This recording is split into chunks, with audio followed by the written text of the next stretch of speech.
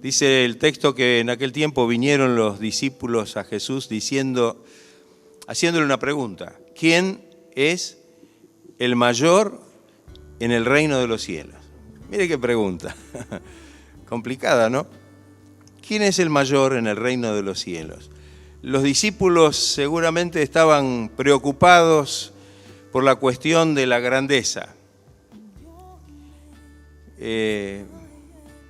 Seguramente estaban pensando de que el Señor estaría dispuesto a escoger a alguno de ellos como mayor que los demás, o como si quisieran que Jesús escogiera de entre ellos a uno.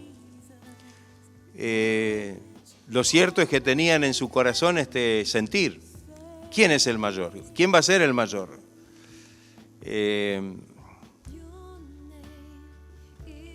El Señor estaba en un momento difícil, tratando de hacerles entender a ellos que realmente en breve Él debía abandonarlos aquí en la tierra, pero no los dejaría solos. Trataba de imprimirles la enseñanza de que vendrían tiempos de dificultad y de padecimiento, pero evidentemente la mentalidad de ellos estaba puesta en otro lado. Podemos imaginarnos a los discípulos discutiendo entre ellos cuál era el mayor, como se registra ahí en el Evangelio según San Marcos, capítulo 9, versículos 33 y 34, que dice, siempre dentro de del mismo tema, dice que llegó a Capernaum, y cuando estuvo en casa, Jesús, ¿no?, les preguntó: ¿qué disputabais entre vosotros en el camino? Se ve que venían discutiendo, se venían peleando, como quien dice, ¿no? Mas ellos, dice, callaron, no por vergüenza o no sé, no le respondieron al Señor. Dice, porque en el camino habían disputado entre sí quién había de ser el mayor. No era una cosa así nomás. Tenían esto muy impreso adentro. Jesús los estaba preparando para un momento muy difícil y les estaba hablando de su humillación, que debía enfrentar la cruz. Ya se los había anticipado que iba a ser entregado en manos de hombres, en manos de pecadores. Sin embargo, ellos pensaban en su propia exaltación quién iba a ser el mayor o quién iba a ocupar un lugar de privilegio. Jesús les dice, y ahora yendo al Evangelio de Lucas, capítulo 9, versículos 44 al 46, y me llama la atención la forma en que Jesús les habla. Les dice: haced que os penetren bien en los oídos estas palabras. Mire ¿no?, la forma en que el Señor les habla. Haced que os penetren bien en los oídos estas palabras, porque acontecerá que el Hijo del Hombre será entregado en manos de hombres. Mas ellos no entendían estas palabras, no las podían comprender, pues les estaban veladas para que no las entendiesen, y temían preguntarle sobre estas palabras. Tenían miedo de decirle al Señor qué es lo que estaban discutiendo y diciendo. Entonces entraron en una discusión, dice el texto, sobre quién de ellos sería el mayor. Fíjense, Jesús les hablaba de su humillación, del momento difícil, de sus sufrimientos, y en la mente y en el corazón de ellos estaba quién iba a ser el mayor, quién iba a ser el más importante. Tal vez querían saber si en la manifestación y en la administración y el establecimiento de su reino, tal vez ellos iban a ocupar un lugar de trascendencia. Imaginaban un reino temporal, porque en definitiva ellos lo que estaban esperando es que Jesús se manifestara como el Mesías y de alguna manera los librara de la dominación de Roma, y estableciese su reino, y seguramente allí tendrían ellos, por ser discípulos del Señor, algunos cargos honoríficos, como sucede en los reinos terrenales, en los reinos del mundo. Sus mentes estaban como divagando sobre esto. Se peleaban entre ellos por esta situación. Sabían que la última palabra no la tenían ellos y que de alguna manera, en definitiva, el que tenía que tomar esa decisión y el que en última instancia les iba a informar sobre esto era el Señor. Así que se animaron a preguntarle, ¿quién es el mayor en el reino de los cielos? Qué importante esto, ¿no? Qué importante esto. No debían estar pendientes de esta situación. Debían estar como esponjas absorbiendo lo que el Señor les estaba enseñando acerca de los momentos que vendrían y preparados para los momentos que venían y para que pudieran realmente sobrellevarlos. Y ellos tenían solamente pensamientos de grandeza, de supremacía. Cuando leemos en el Evangelio de Mateo capítulo 20, versículos del 20 al 27, lo vamos a leer porque es interesante, completa un poco todo este panorama. Mateo 20, del 20 al 27. Dice, entonces se le acercó la madre de los hijos de Zebedeo con sus hijos, postrándose ante él y pidiendo algo. ¿Quiénes eran los hijos de Zebedeo? Eran Jacobo y Juan, ¿no? Santiago, Jacobo. Él les dijo, ¿qué quieres? Ella le dijo, ordena que en tu reino se sienten estos dos hijos míos, el uno a tu derecha y el otro a tu izquierda. Entonces Jesús respondiendo dijo, no sabéis lo que pedís. ¿Podéis beber del vaso que yo he de beber y ser bautizados con el bautismo con que yo soy bautizado? Y ellos le dijeron, podemos. Él les dijo, a la verdad, de mi vaso beberéis, y con el bautismo con que yo soy bautizado seréis bautizados. Pero el sentaros a mi derecha y a mi izquierda no es mío darlo, sino a aquellos para quienes está preparado por mi Padre. Cuando los 10 oyeron esto, se enojaron contra los 2 hermanos. Entonces Jesús llamándolos dijo, ¿sabéis que los gobernantes de las naciones se enseñorean de ellas? Y los que son grandes ejercen sobre ellas potestad. Mas entre vosotros no será así, sino que el que quiera hacerse grande entre vosotros será vuestro servidor. Y el que quiera ser el primero entre vosotros será vuestro siervo, como el Hijo del Hombre no vino para ser servido, sino para servir y para dar su vida en rescate por muchos. Qué importante cómo se desarrolla, cómo se va desarrollando este tema. La solicitud de Santiago y Juan, a través de su madre, expresa realmente cuál era el pensamiento de los discípulos en ese tiempo, ¿no? Esa lucha por poder, por ser el mejor, por ser el más grande, por ser el primero. En medio de este ambiente, realmente el Señor tenía que predicar el Evangelio y las verdades del reino. El medio ambiente judío estaba claramente dañado por ese deseo. Miren, los fariseos y los saduceos luchaban por controlar el Sanedrín, que era ese cuerpo tan importante que juzgaba y que estaba por encima de todas las autoridades sobre ellos.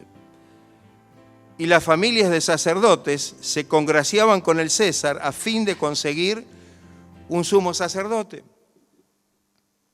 Los discípulos vivían de acuerdo a la mentalidad de su tiempo y anhelaron un lugar de preeminencia en el reino mesiánico. Su mente estaba y dirigida allí a ese lugar.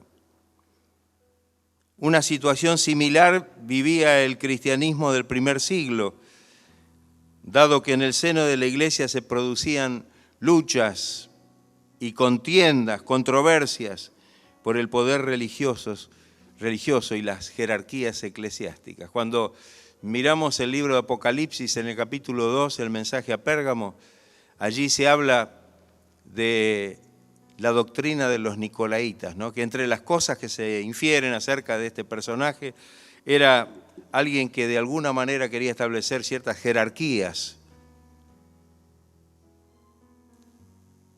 Esta inquietud que se manifestó en el corazón de Jacobo, de Juan, expresaba realmente qué era lo que tenían en su corazón: la preeminencia y el dominio, el ocupar un lugar exaltado.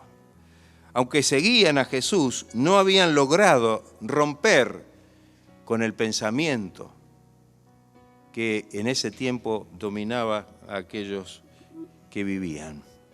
Qué importante para nosotros ir observando todo esto, porque nos muestra como un concepto claro acerca de lo que había en ellos. No era una simple pregunta. No era una simple pregunta: ¿quién es el mayor o quién será el mayor en el reino de los cielos? Jesús advierte este peligro entre los suyos. No habían entendido la naturaleza de la vocación, es decir, del llamado, ni tampoco el significado de la obra del Señor. Sabemos que muchas veces ellos no entendían lo que Jesús decía y muchas veces estaban totalmente desenfocados en relación con la obra del Señor, con lo que Él debía realmente hacer. Todo esto muestra de qué manera realmente estaba el fondo de todas estas preguntas e inquietudes en el corazón de ellos. En la respuesta de Jesús se entrelazan tres consideraciones. La primera de ellas, la solicitud de los discípulos, manifiesta su incomprensión. El versículo 22 del pasaje que leímos recién dice: no sabéis lo que pedís. No tenían noción de lo que estaban pidiendo. Cuando la madre de los hijos de Zebedeo pedía que se sentara uno al lado a la izquierda y otro a la derecha, no saben lo que están pidiendo. No entienden, hay incomprensión. Segundo, Jesús subordina su autoridad sobre el reino del Padre. Jesús les dice: pero el sentaros a mi derecha y a mi izquierda, dice el texto, versículo 23, no es mío darlo, sino a aquellos para quienes está preparado por mi Padre. Qué importante esto. Jesús no los iba a colocar a ellos o a alguno de ellos en algún lugar, porque todo esto estaba en la mano del Padre, en la autoridad del Padre, en la decisión que Dios tomaría. Y mostraba la subordinación del Señor a la autoridad del Padre. Y tercero, les concede, y se los dice en el mismo texto, participar de sus sufrimientos, simbolizado por la copa y el bautismo. Cuando leímos recién los versículos 22 y 23, Jesús les pregunta: ¿podéis beber del vaso que yo he de beber? Está hablando de los sufrimientos. Está hablando de lo que tendría que padecer. Y ser bautizados con el bautismo con que yo soy bautizado. Está hablando de los padecimientos de Cristo. Y ellos dijeron livianamente, podemos. ¿Cómo no vamos a poder? Creo que no estaban entendiendo tal vez lo que le estaba diciendo el Señor. Y entonces Él les dijo: a la verdad, de mi vaso beberéis, y con el bautismo con que yo soy bautizado, seréis bautizados. Cosas que simbolizan los sufrimientos, el costo de seguir a Cristo, no para alcanzar una primacía o una jerarquía realmente, sino para poder experimentar una real y verdadera salvación. Venían y vendrían tiempos difíciles y ellos debían estar preparados. La búsqueda de poder, de ser quien es el primero, los había desenfocado totalmente. Y cuidado que cuando esto lo miramos en los discípulos y bueno, lo vemos allá a 2000 años, pero muchas veces esto se fue trasladando en la iglesia de todos los tiempos y en la iglesia de nuestro tiempo también. La búsqueda del poder trajo división. La búsqueda del poder, esa búsqueda de ser el mayor, trajo división a la iglesia. Al oír los 10 discípulos la solicitud de los hijos de Zebedeo, ¿qué hicieron? Se enojaron contra ellos, comenzaron a discutir, comenzaron a pelearse. Las consecuencias fueron claras. Esa lucha por poder o por ser el primero los enemistó y dividió a los discípulos de Jesús. Trajo contienda y controversia entre ellos. La lucha por tener ese poder y ese lugar de preeminencia fue y es origen de división dentro de la iglesia, en todos los tiempos.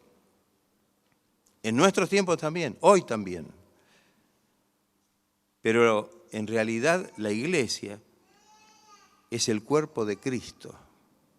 Y lo que de alguna manera debemos considerar es que lo que nos enseña la palabra acerca de la iglesia es que tiene que ser un cuerpo unido, y cuando decimos unido tenemos que decir también lo que sigue, unido en amor. El texto, uno de los textos más significativos acerca de este punto, es el de la iglesia, de la carta a la iglesia de Éfeso, capítulo 4, versículo 3, y después, para no leer todo, los versículos 15 y 16. Miren lo que dice Pablo, el apóstol. Solícitos en guardar la unidad del Espíritu en el vínculo de la paz. Mire, primero les había hablado de que tenían que ser uno en el Señor, y después les dijo que iba a haber una gran diversidad, amén, de dones, de ministerios, pero todos tendrían que ser uno, guardar la unidad del Espíritu en el vínculo de la paz. Y después yendo al versículo 15 dice, y siguiendo la verdad en amor, crezcamos en todo en aquel que es la cabeza, esto es Cristo, de quien todo el cuerpo, bien concertado y unido entre sí por las coyunturas que se ayudan mutuamente, según la actividad propia de cada miembro, recibe su crecimiento para ir edificándose en amor. Qué importante esto, ¿no? Qué importante. Parecía que todo esto quedaba como en un segundo plano, cuando esto en realidad era lo fundamental que debían buscar y que debe buscar la iglesia como cuerpo de Cristo. Debemos comprender que esto es lo que el Señor quiere de nosotros hoy, como miembros de su cuerpo, como ministros de su palabra, como siervos de Él, sirviéndole en algún ministerio o en alguna labor o alguna tarea, que no busquemos esa grandeza sino realmente el poder servir al Señor de todo corazón y rendirnos de todo corazón al Señor. En esto tenemos en Cristo el ejemplo del servicio. Jesús describe el modelo del mundo y lo contrasta con el modelo del reino de Dios. Con el modelo del reino de Dios. Los versículos 25 y 26 dice que Jesús, cuando ellos estaban en ese espíritu de discusión sobre quién era el mayor, quién iba a ser, y se enojaron, y que uno pedía un privilegio, les dijo, los llamó y les dijo, ¿sabéis que los gobernantes de las naciones se enseñorean de ellas? Y los que son grandes ejercen sobre ella potestad. Aquí viene el contraste. Mas entre vosotros, como hijos de Dios, como parte del cuerpo de Cristo, no será así, sino que el que quiera hacerse grande entre vosotros será vuestro servidor. Es decir, le muestra el camino del servicio. Ante Dios la grandeza se da en el servicio y tiene realmente un elemento fundamental que no podemos olvidar y que se expresa con claridad en el texto que hemos leído de Efesios, y es el amor. El que debemos servir al Señor por amor y que debemos también estar dispuestos a hacer la obra del Señor, entregando nuestra vida en las manos de Dios para que Él pueda usarla para la gloria de su nombre. Jesús es el modelo de esta vida de servicio. Jesús dijo en el versículo 28 de ese mismo pasaje que leímos ahora último, como el Hijo del Hombre no vino para ser servido, sino para servir y para dar su vida en rescate por muchos. Ahí está. El Señor les aclaró. Ustedes quieren y están discutiendo y están haciendo todo para ver quién es el más grande, quién es el primero, quién va a tener privilegios, quiénes van a tener honores que los diferencien. Y yo les digo que yo estoy entre vosotros como el que sirve. Porque el Hijo del Hombre no vino para ser servido, sino para servir y para dar su vida en rescate por mucho. Qué importante, ¿no? El Señor les está mostrando el ejemplo. Nosotros sabemos que siempre el ejemplo supremo en todas las cosas es Él, ¿o no es así? Podemos hablar de los temas que querramos hablar, pero el ejemplo en todo eso lo tenemos cuando miramos al Señor. Y allí en el Señor tenemos ese ejemplo que es tan claro. Más que una obra que se realiza para recibir reconocimiento, es la entrega de la vida para servir al Señor. Como dice Santiago, servíos por amor los unos a los otros. Amén. Entonces, qué importante esto. Qué importante, si tuviéramos presente esto por sobre todas las cosas, para poder verdaderamente comprender dónde debe estar nuestro pensamiento, dónde debe estar nuestro corazón y en qué espíritu debemos nosotros servir al Señor. Amén. Que podamos entregar totalmente nuestra vida al Señor y que podamos, como bien dice el texto que hemos leído de Efesios, ser edificados y ayudados por las coyunturas que se ayudan mutuamente, dice, ¿no? Para, según la actividad de cada miembro, recibe su crecimiento para ir edificándose en amor. Que el Señor nos ayude y que podamos comprender esta verdad y aplicarla a nuestra vida. No es extraño que pueda aparecer en nosotros algún pensamiento como le apareció a ellos. No es extraño, pero tenemos que combatirlo. Amén.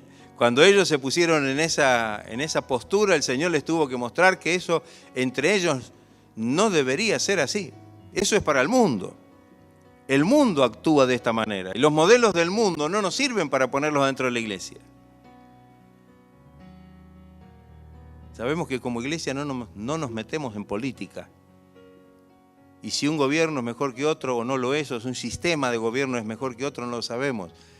Pero nosotros, a través del Evangelio y de las leyes del reino, tenemos un sistema de gobierno en la iglesia, que es el cuerpo de Cristo, y la iglesia, que es la comunidad del reino de Dios. Entonces, ningún sistema a nosotros, mundano, nos va a servir como ejemplo para que podamos aplicarlo y que pueda ser de bendición. Miremos la palabra y miremos al Señor, y seguramente vamos a ser bendecidos. Volviendo al texto origen de Mateo 18, en el reino de Dios las cosas funcionan de una manera diferente. Y eso es lo que Jesús les explicó. Mateo 18, los versículos 2 y 3, dice que Jesús, llamando a un niño, cuando ellos le dijeron quién es el más grande, quién es el más importante, quién es el primero, quién es el mejor, Jesús llamó a un niño y lo puso en medio de ellos, Mateo 18, 2 y 3, y dijo: de cierto os digo que si no os volvéis y os hacéis como niños, no entraréis en el reino de los cielos. No entraréis. Miren la sentencia acá, No es decir, bueno, no va a estar bueno que hagan eso. No, es categórico. No entraréis en el reino de los cielos. Así que cualquiera que se humille como este niño, ese es el mayor en el reino de los cielos. Jesús usó la imagen del niño para ejemplificarnos cómo debe ser nuestra relación con Dios. Un niño tiene una fe sencilla, tiene una relación con sus padres dependiendo de ellos. Y Jesús nos invita a que podamos ver a Dios como nuestro Padre de la misma manera. En esa fe que tenemos ahora en el Evangelio, Dios es nuestro Padre y entonces nos sentimos totalmente sujetos y seguros cuando dependemos del Señor. ¿O no es así? Puedo tener muchas ideas, puedo tener muchas cosas en la cabeza y a lo mejor muchas cosas de las que veo afuera me parecen geniales para poderlas hacer en mi vida cristiana o quererlas de alguna manera meterlas dentro de la iglesia y en realidad tengo que depender del Señor, que es lo que Él quiere. Con esa docilidad con que un niño depende de sus padres. Qué importante esto. Hacerse como niño significa humillarse. Y los que no quieren humillarse y someterse a la voluntad de Cristo, dice, no entrarán en el reino de los cielos. No solamente no serán grandes en el reino de Dios, sino que ni siquiera podrán entrar en el reino de Dios. Y acá es una cosa seria. Amén. Y acá esto es serio. Entonces el Señor quiere que nosotros seamos en ese sentido. No, hay una doctrina por ahí que no sé, ahora se habla poco, pero hace un tiempo estaba en boga, ¿no? Que los niños de Dios, no sé si usted escuchó algo en algún momento, que andaban con la mamadera, el chupete, gateando, personas grandes, bueno, mejor dejarlo de lado. No se refiere a eso, sino se refiere a que seamos niños en la malicia y que seamos niños en la humildad como para poder aceptar y recibir la dirección de Dios en nuestra vida. Hay una frase que es interesante y es que no hay cristianos humildes como si hubiera otros cristianos que pueden no ser humildes. A ver si me entienden. Todo verdadero cristiano tiene que tener esta cualidad. Pues si alguno no es humilde, no es cristiano o no es un verdadero cristiano. Porque si no va a entrar en el reino de los cielos y si su vida no está ordenada de la manera que Dios quiere para que pueda heredar las cosas que Él ha preparado, es porque está en una situación muy compleja. Entonces, qué importante para nosotros asumir esta situación con humildad, humillarnos en la presencia del Señor. Al hablar de los niños apunta a la humildad, que es el punto principal de consideración en este texto. No es solamente hablar de la niñez, no está el Señor dando un artículo acerca de la niñez, sino de cómo nosotros debemos actuar. En esto, un niño es de afectos tiernos, confía, tiene una fe sencilla, tiene una actitud humilde. Otra cualidad es que mencionamos es la dependencia enteramente de sus padres. Es la dependencia que el cristiano debe tener enteramente de parte de Dios. Y entonces dice el versículo 4, así que cualquiera que se humille como este niño, ese es el mayor en el reino de los cielos. Ese es el mayor en el reino de los cielos.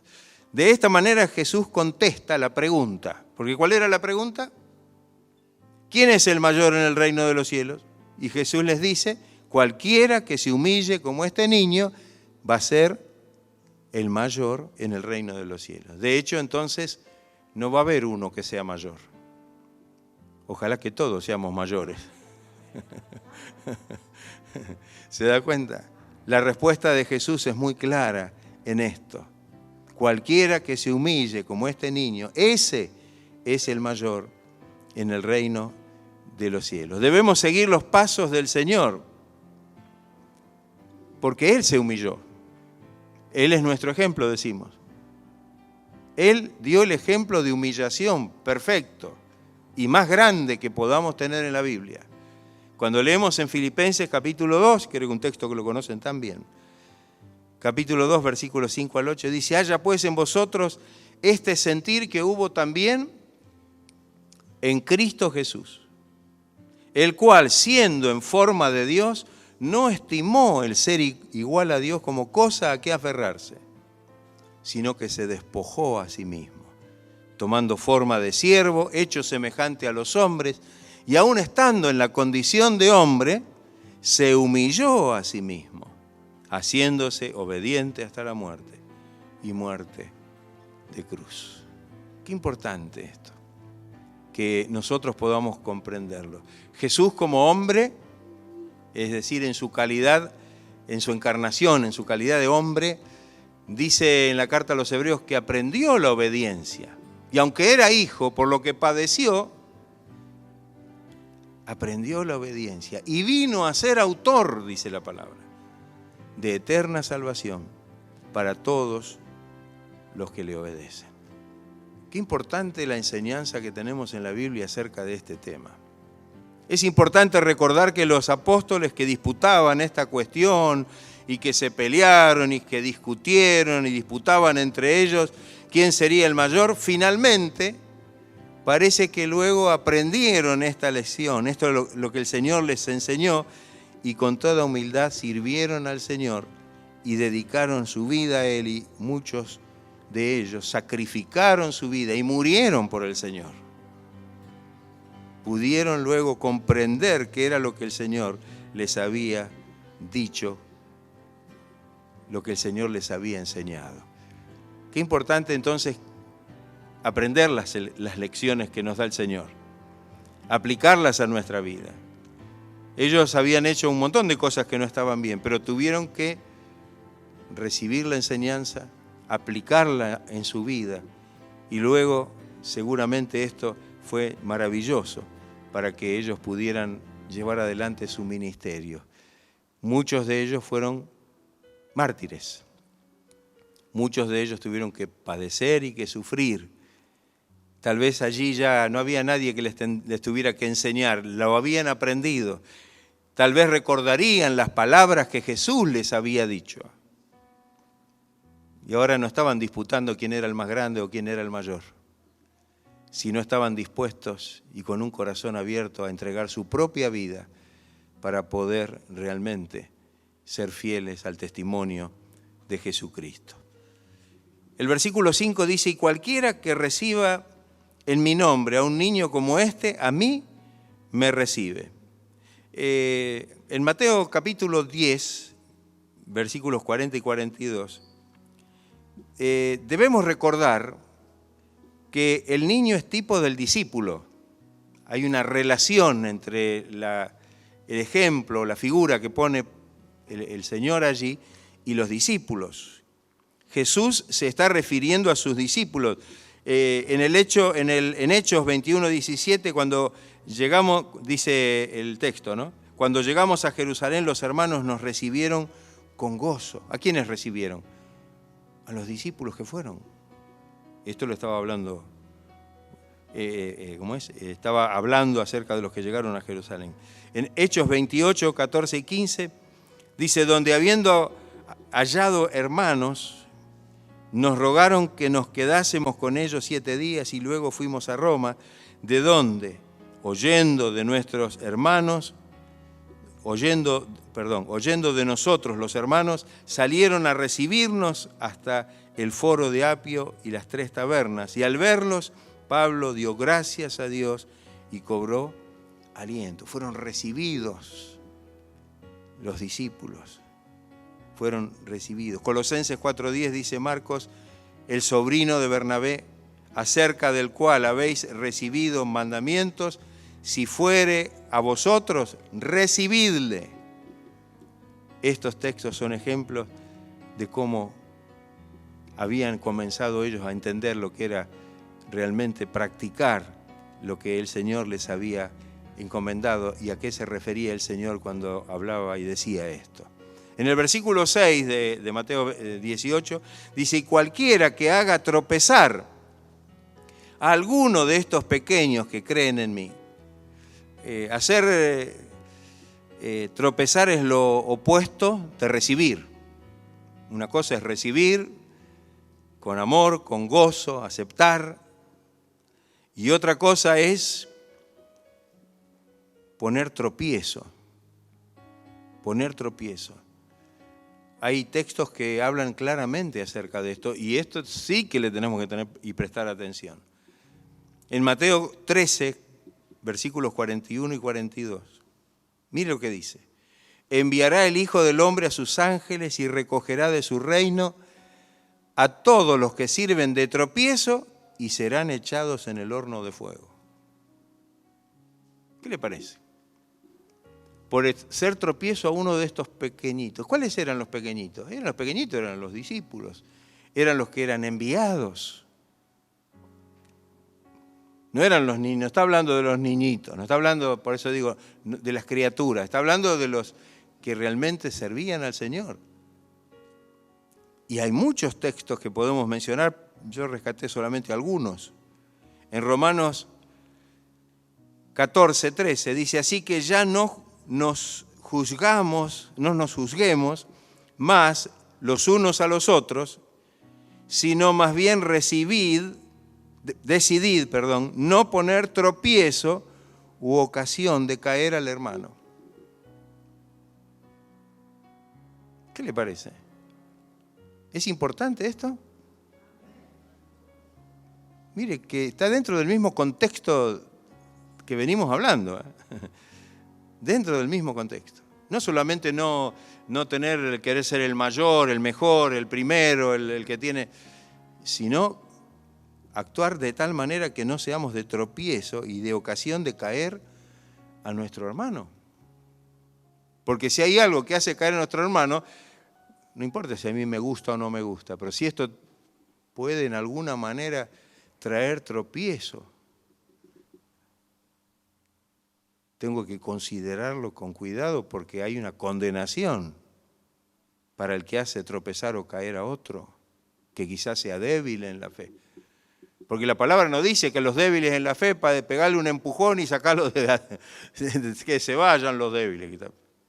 No, sostengáis a los débiles, alentéis a los de poco ánimo. ¿No es así? No.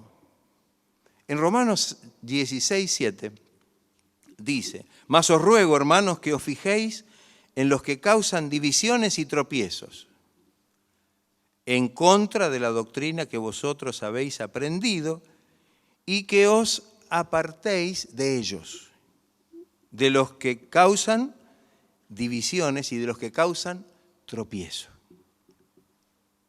Amén. Fíjese que escribe puntualmente, específicamente, el apóstol Pablo acerca de este tema, porque debe tener alguna importancia. Porque si hay alguien que trae tropiezo y hace tropezar a otros con su testimonio, con su forma, con su manera de juzgar cosas, entonces tenemos que tener cuidado. El consejo de Pablo es que debemos apartarnos de ellos. 1 Corintios 8, 9. Pero mirad que esta libertad vuestra no venga a ser tropezadero para los débiles, lo que decíamos antes. Yo tengo libertad, a mí el Señor me libertó, yo puedo hacer lo que quiera. Total, a mí. Cuando a Pablo se le presentó el gran dilema y el problema de comer carne, ¿se acuerdan el tema? Que está bien claro en la Biblia, ahí en la carta a los Corintios.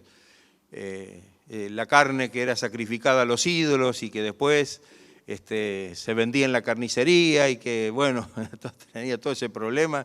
Pablo dice: yo me como la carne, no tengo problema, puedo hacer lo que...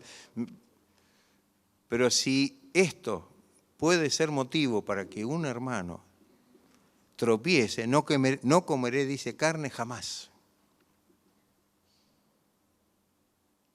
Eso quiere decir ser sensibles a lo que el Señor enseña en su palabra. Porque sí, tenemos libertad y podemos, qué sé yo, no pecar.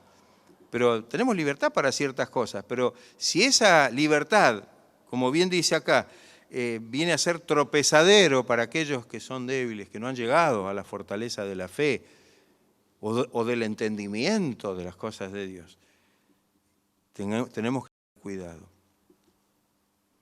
En Apocalipsis, el último texto que menciono, 2:14, dice, pero tengo unas pocas cosas contra ti, que tienes ahí a los que retienen la doctrina de Balaam, que enseñaba a Balac a poner tropiezo ante los hijos de Israel, a comer cosas sacrificadas a los ídolos y a cometer fornicación. Los que hacen tropezar a otros aman el pecado, tienen su deleite en el pecado, aborrecen realmente la dirección de Dios y la santidad de Dios en sus vidas. La sentencia dura. Mejor les fuera que se le colgase al cuello una piedra de molino de asno. No sé, han calculado cuánto puede pesar una piedra, pero se me hace que debe ser muy pesada. Y que se le hundiese en lo profundo del mar. Poco se considera esta enseñanza o advertencia del Señor. Poco se considera. Aunque deberíamos tenerla muy en cuenta, para que en ninguna forma seamos de tropiezo a nadie. Porque en esto hay condenación. Entonces que el Señor nos ayude, que nos amemos unos a otros. Si usted ama, no va a querer que otro se pierda, ¿o no? Si usted tiene el amor de Dios, no va a querer que otro tropiece en el camino y que se aparte de la fe. Va vinculado de una manera muy estrecha. Entonces, que el Señor nos ayude. El versículo 7 dice, ay del mundo por los tropiezos. Porque es necesario que vengan tropiezos, pero hay de aquel hombre por quien viene el tropiezo. Acá hay dos ayes en este versículo. El primer ay dice, ay del mundo por los tropiezos. Es como un grito de compasión por un mundo lleno de peligros, lleno de tropiezos. Consideremos la astucia de Satanás y aún la debilidad y la depravación de los corazones de los hombres, de las personas, de la gente. No es posible que no haya sino tropiezos. El mundo está lleno de situaciones que pueden llevarnos a un tropiezo, ¿o no es así? Por eso que no tenemos que poner los ojos en el mundo, porque seguramente tropezaremos. Hay un ay ahí. El segundo ay dice, en la segunda instancia, es una advertencia a aquel que trae o introduce maldad a otros. Qué importante, ¿no? Que nosotros podamos entender, dice, ay de aquel hombre por quien viene el tropiezo. No va a ser inocente, no va a pasar desapercibido delante del Señor. El mundo está lleno de maldad. Dice la Biblia que el mundo está bajo el maligno, ¿no? Y el diablo es el Dios de este siglo, el Dios de este mundo. Pero es necesario que nosotros seamos en esto muy conscientes. Será necesario que a lo mejor pasemos por diversas situaciones y que allí vamos a tener que ejercitar nuestra fe, nuestra confianza, nuestra fortaleza en el Señor, ¿o no es así? Pero que el Señor nos ayude para que podamos estar firmes en la fe. Los que causan los tropiezos serán responsables y darán cuenta a Dios. Si bien Dios puede permitir que esto pase, sin embargo, no pasará desapercibido delante de Dios y no quedará impune aquel que de alguna manera haga tropezar a otro. Un último texto, en Marcos capítulo 14, verso 21, dice, a la verdad, el Hijo del Hombre va, según está escrito de él, mas ay de aquel hombre por quien el Hijo del Hombre es entregado. bueno le fuera a ese hombre no haber nacido. Que el Señor nos ayude, que el Señor obre con su poder en nuestra vida, que el Señor nos haga sensibles realmente. Tal vez estas preguntas que hicieron los discípulos en su momento son preguntas que a veces nos vienen a la mente y nos vienen al corazón. Tal vez ellos miraban en su entorno lo que estaba sucediendo. A veces podemos pensar en lo que mismo dice la Biblia, ¿no? Que Jesús en alguna instancia había llamado a 3 de ellos para ciertas circunstancias, y algunos podrían pensar, estos son como elegidos y van a ocupar un mejor lugar, y por qué no yo, y por qué, no sé, me imagino que debería haber tantas cosas en el corazón de ellos, porque ellos estaban con su mente en eso. Y el Señor trata de sacarlos, de romper ese pensamiento, y que puedan estar preparados realmente para lo que le tocaba vivir, y para que en eso pudieran salir realmente vencedores, y pudieran ser partícipes tanto de los sufrimientos de Cristo, como sí también después de la gloria que vendrían tras ellos. Que el Señor nos ayude y que podamos tomar conciencia de esta verdad.